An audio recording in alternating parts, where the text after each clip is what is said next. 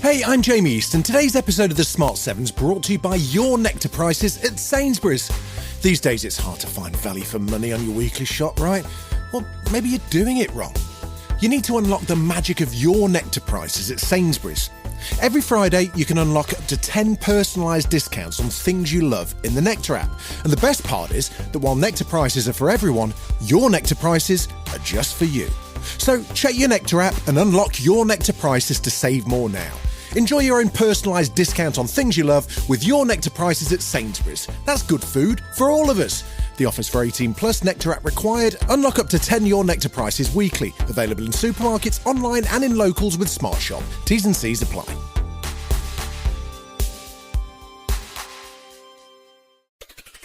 On today's Smart 7, Labour Party conference kicks off in Liverpool, Trump promises new Gaza deal and much more. It's Monday the 29th of September, it's National Coffee Day, and happy birthday Halsey. The Smart 7. It's news, but not the news.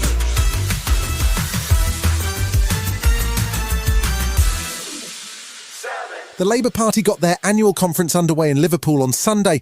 The theme of the conference is Renew Britain, but with poor polling numbers and not one but two recent scandals, Prime Minister Keir Starmer is under serious pressure as leader for the first time in his political career.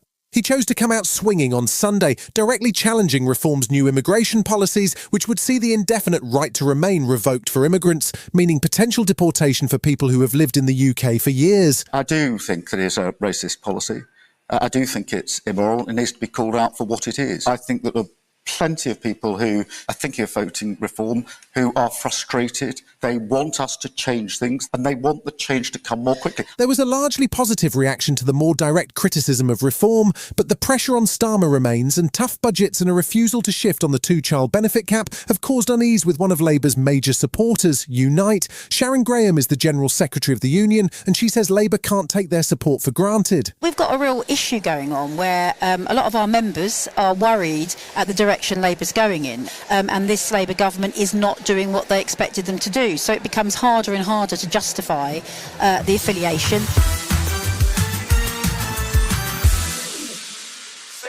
After losing his deputy leader Angela Rayner and recalling US Ambassador Peter Mandelson, Keir Starmer's own position as leader of the Labour Party appears to be under threat. A sizable number of backbenchers are unhappy with both the polling numbers and the government's austerity-like approach to the budget. Greater Manchester Mayor Andy Burnham has been positioning himself for a leadership challenge, saying that there is a climate of fear in the party, which has shut down policy debate. Tory Shadow Housing Secretary James Cleverly says he's not impressed by Andy either. Andy Burnham may be popular because he's being compared with Keir Starmer, who is a disaster. But let's look at his track record of delivery, or failure to deliver, for example. Swapping one person with a record of failure for another, I'm not sure he's going to get Labour out of its current difficulties. With a new poll suggesting half of Labour's members would like a new leader by the next election, Housing Secretary Steve Reed had to step in to defend the boss. And I'm very proud of the job that Keir Starmer is doing. He picked this party up off the floor and he led us to a landslide victory. That victory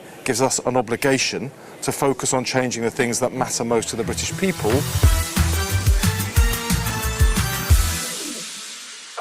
Russia launched what may have been one of its worst attacks on Kyiv across the weekend, with over 600 drones and 40 missiles fired at Ukraine's capital over a 12-hour period.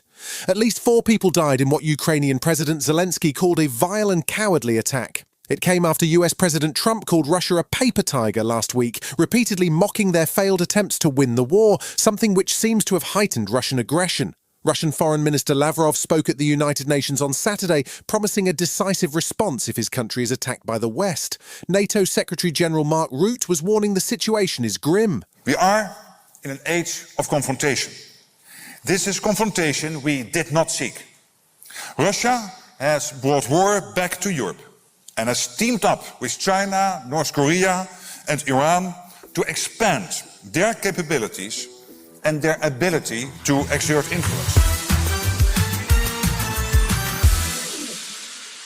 The White House has been briefing America's allies that a deal on Gaza is close. US officials at the UN General Assembly laid out a possible 21-point deal which will include the return of all hostages, living and dead, Hamas forced to disarm, and the withdrawal of Israeli troops from Gaza. Neither Hamas nor Israel have responded, but Israeli Prime Minister Netanyahu is due at the White House on Monday. In the meantime, his forces have continued their assault on Gaza City, with over 70 people killed this weekend. Environmental activist Greta Thunberg is on another aid flotilla approaching Gaza, and she spoke to Sky News on Sunday calling for action before it's too late. We're also carrying hope and solidarity and to send a strong message to the people in Gaza that the world sees you and that when our governments fail to step up, the people will step up. Still to come on today's Smart 7 in association with Metro, Ed Sheeran is out of the loop and major drama at the Ryder Cup. Right after this. Hey, it's Jamie East here from the Smart 7, and today's episode's brought to you by Pension Bee and their award-winning Pension Confident podcast. Getting your head around pensions might seem overwhelming, but that's where Pension Bee comes in. They're on a mission to build pension confidence. So whether you're just starting on your pension journey, you're nearing retirement, or like me, you're somewhere a little bit in between, then you should have a listen to the Pension Confident podcast. It's an award-winning podcast that digs into topics that really matter with the help of financial experts. So that could be the basics of how pensions, ISAs or mortgages work, and things like how to get started on saving for a happy retirement. And a bit like the Smart 7 does with the news, they break down complex pensions finance into language that we can all understand. You can listen or download the Pension Confident podcast wherever you get your podcast from, or you can watch the episodes on YouTube. And remember, anything discussed on the podcast shouldn't be regarded as financial or legal advice, and when investing, your capital is at risk. Welcome back. It was a very busy sporting weekend with Premier League action, a Women's Rugby World Cup final and a hotly contested Ryder Cup. England's Red Roses won the Women's Rugby World Cup on home soil, becoming the second English women's team this summer to win a major title. The Premier League threw up some surprise results with Liverpool, Chelsea and Man United all losing on Saturday, and Arsenal squeaking a last-gasp winner at Newcastle. All eyes were on the Ryder Cup, however, which was a raucous affair, with the New York crowd piling abuse on the European team. Things came down to the wire after a dramatic turnaround by the US on Sunday, but Ireland's Shane Lowry did enough to win it for Europe. I just can't believe that putt went in. I stood over it going, this is it. I said to Darren walking down 18, I said I have a chance to do the coolest thing in my life here. I've won the Open in Ireland, it's amazing, it's a dream come true, but the Ryder Cup for me is everything. Ed Sheeran has been busy celebrating the release of his new album, Play, which dropped 2 weeks ago. It topped the UK, Irish and Australian charts and landed at number 2 in the Billboard Hot 100, which is one of his best US performances. It's his 9th album, and it's packed full of hits including Sapphire and Azizam, and he's been busy trying to push it all the way to the US number 1 position. He popped up with Andy Cohen on Sirius XM, but the conversation turned to a certain Taylor Swift, and it seems like Ed might not be in her inner circle anymore. Have you heard Taylor's new album? No. Did you get a save the date for the wedding? No. How did you find out about the engagement? Instagram. You didn't even get a DM in advance? No. No.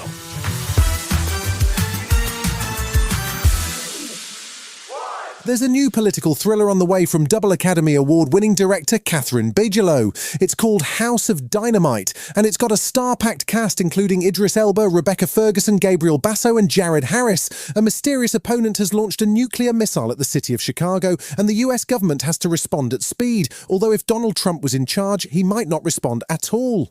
It premiered at the Venice Film Festival, where it was nominated for a Golden Lion, and it hit cinemas this Friday, and then Netflix in a couple of weeks.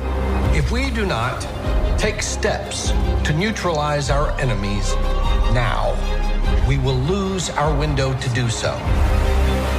If we get this wrong, none of us are going to be alive tomorrow. There is no plan B.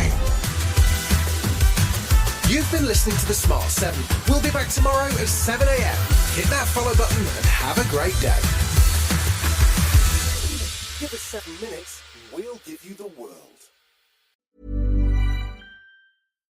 If you're a smoker or vapor, ready to make a change, you really only need one good reason. But with Zyn nicotine pouches, you'll discover many good reasons. Zyn is America's #1 nicotine pouch brand. Plus, Zyn offers a robust rewards program. There are lots of options when it comes to nicotine satisfaction, but there's only one Zyn. Check out zyn.com/find to find Zyn at a store near you. Warning, this product contains nicotine. Nicotine is an addictive chemical.